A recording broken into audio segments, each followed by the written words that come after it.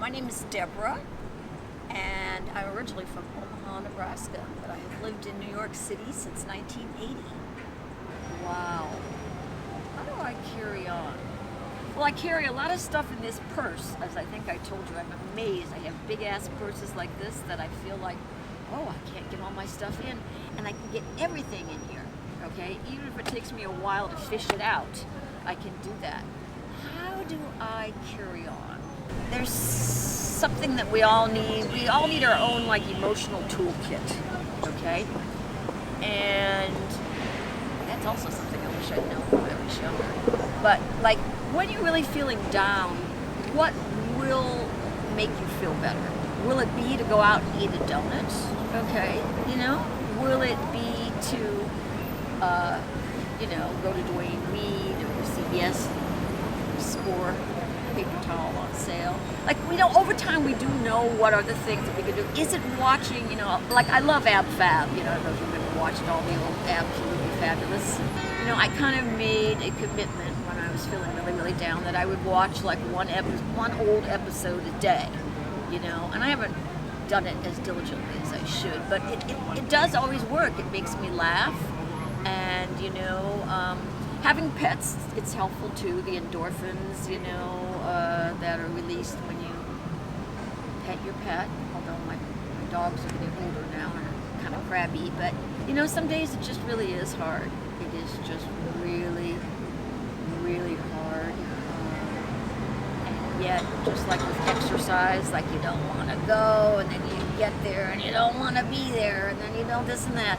But damn, you feel good when you finally finish it. I think letting yourself maybe caring enough about yourself that you let yourself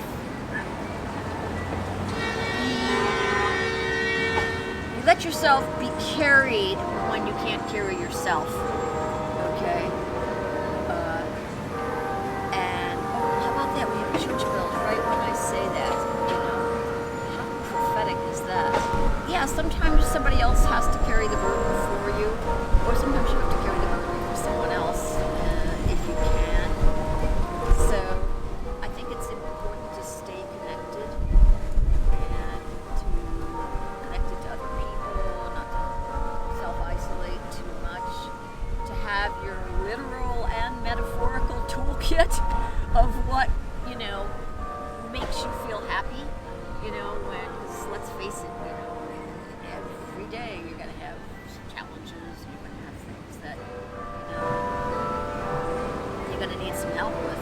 So, well, I was living in France, and I had just graduated from business school, and I couldn't find a job, actually, at the time. I didn't have a work permit to work in France, and the only company that offered me a job was in a very unpleasant part of France, and so I headed back to the States, and my old college roommate lived in New York City, and she said, why don't you stay with me for a while and hang out in New York? So that's how I ended up here, and I never really left. And it's so interesting because during the pandemic, I mean, honestly, much as I, bitch and moan about some of this, what would we have done without social media during the pandemic? I mean, I'm single, I have dogs, but I live alone.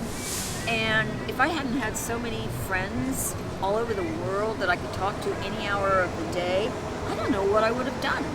Especially during the very early months. I don't know if you were here during that, but it was really severe lockdown. So, I mean, I'm grateful to it in many, many respects. I'm grateful for all the options of social media and, internet connectivity.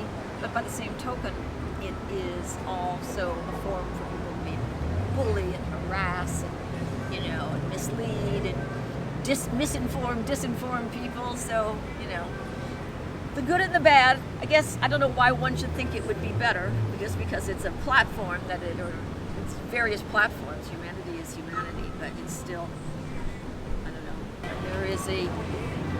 There's a fine line between misinformation and disinformation, but disinformation is to deliberately deceive you. That's why I laugh every once in a while when you'll see some real picture of the Kardashians, and then it'll disappear quickly. But one where, or when they try to,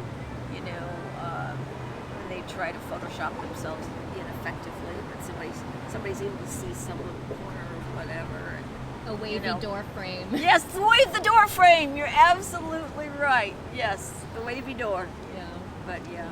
Wow. Am I happy?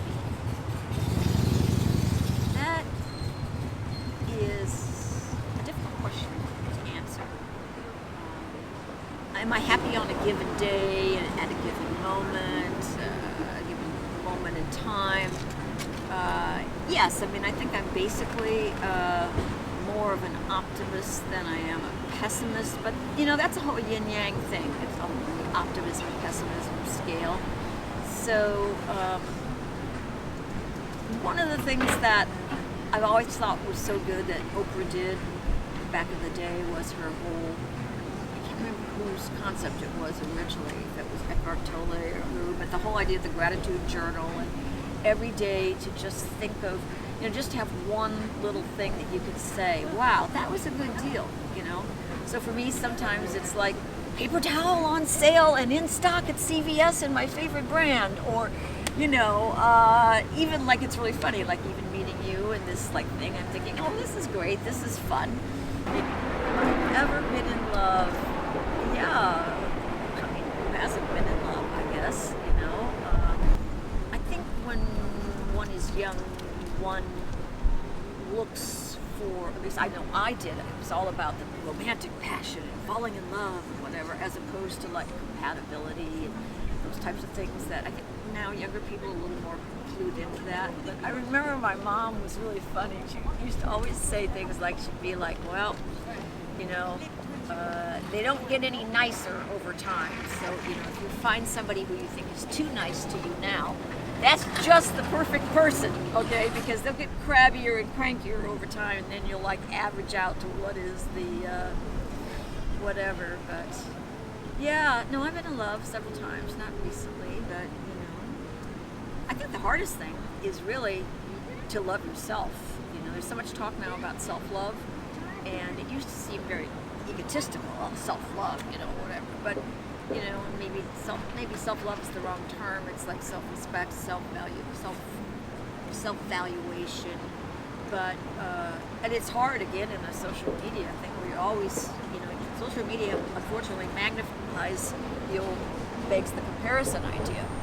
Now you're comparing yourself to all sorts of people that you maybe would not have previously. But if I had any advice to give to my younger self, okay.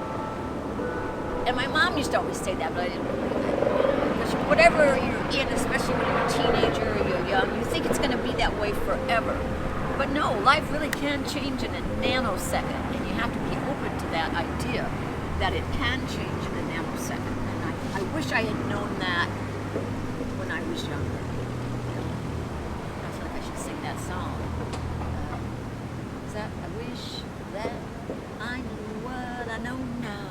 When I was younger, I wish that. But it's,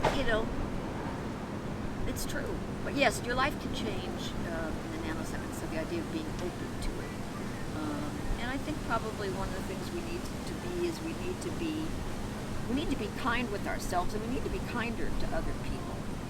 It's sad you have to remind people to be kind, and I do think some people will never be kind, and I think some people are sort of born kind. But I think, in the idea of sort of making yourself more aware of, the little kindnesses. Like, sometimes I'm amazed. Like, I always try to compliment people.